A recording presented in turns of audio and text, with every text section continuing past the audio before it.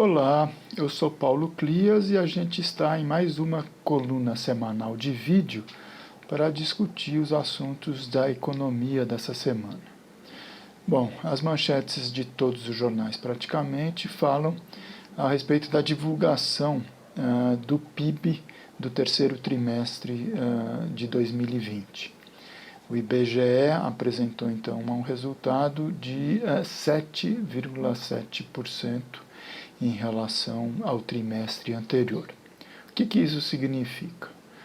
Que ao longo dos meses julho, agosto e setembro, né, o conjunto das atividades econômicas cresceram em relação ao período exatamente anterior, qual seja agosto, julho e junho.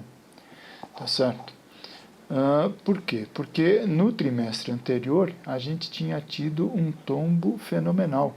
Houve uma queda de 9,7%, a maior recessão medida num trimestre da nossa história.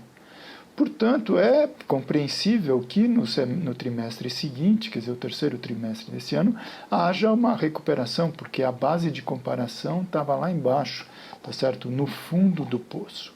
Mas isso não significa de maneira nenhuma que a economia brasileira está recuperada, como pretende enganar a população o ministro Paulo Guedes e alguns especialistas, entre aspas, em economia dos grandes meios de comunicação. De maneira nenhuma.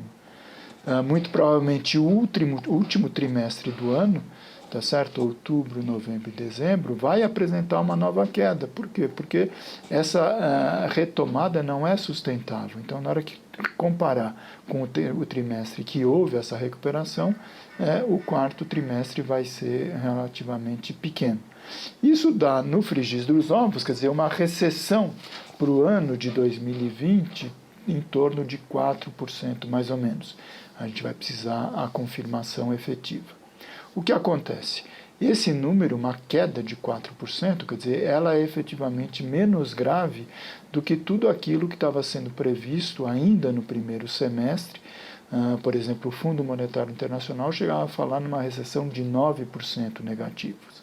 Mas o que aconteceu? Quer dizer, o Congresso, pressionado pelos partidos de oposição, vocês se lembram, acabou aprovando aquele auxílio emergencial num valor 3 vezes maior o que estava sendo sugerido pelo Paulo Guedes.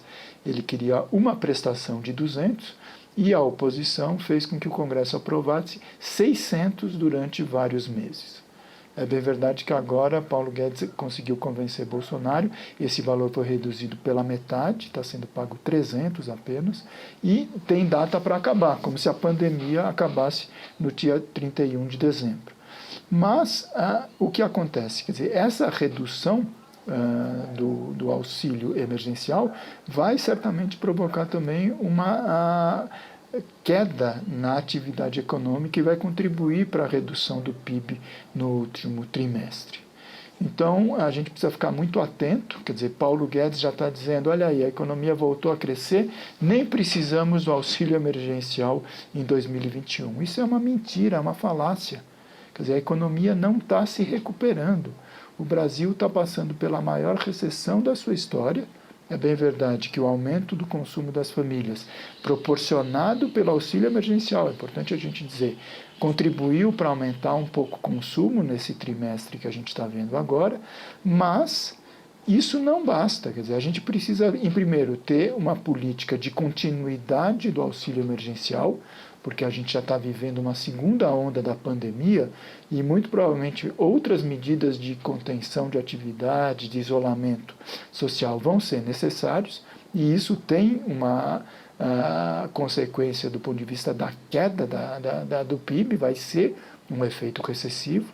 Então, não apenas para manter o consumo, mas principalmente para manter o mínimo de condições de vida para a grande maioria da população que não está em condições de trabalhar aquilo que deseja.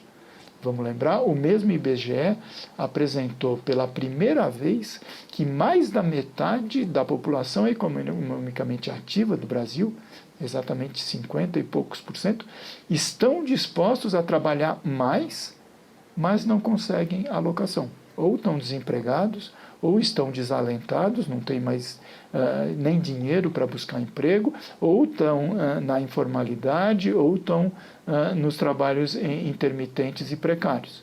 Ou seja, a retomada da atividade econômica é fundamental. E, para isso, é necessário que haja um estabelecimento de políticas públicas e de gastos públicos, despesas governamentais em áreas estratégicas, seja na saúde, na educação, na previdência, no saneamento, obras de infraestrutura, porque não dá para ficar esperando que o setor privado, o capital privado, tome a iniciativa desses investimentos. Eles não vão fazer. Isso é uma atividade que cabe ao Estado, principalmente nesse momento de crise. E por isso é necessário que seja revogada aquela proibição imposta pela Emenda Constitucional 95, aquela que estabelece o congelamento dos gastos públicos, que é uma loucura, né? Quer dizer, é um austericídio na veia. A gente contribui para agravar o quadro já dramático da grande maioria da população brasileira. Então, a gente precisa ficar atento para que esse número do crescimento do PIB no terceiro trimestre não seja um elemento enganador. O Brasil continua em recessão, o próximo trimestre não vai apresentar esse crescimento, o conjunto de 2020 é um conjunto de um ano recessivo. E a gente precisa justamente apontar os caminhos para que em 2021 seja abandonada de vez essa obsessão que o Paulo Guedes tem com a austeridade e com o corte de verbas. A única forma da gente minorar os efeitos da crise e apontar caminhos da sua superação é através da retomada do investimento, da garantia do gasto público.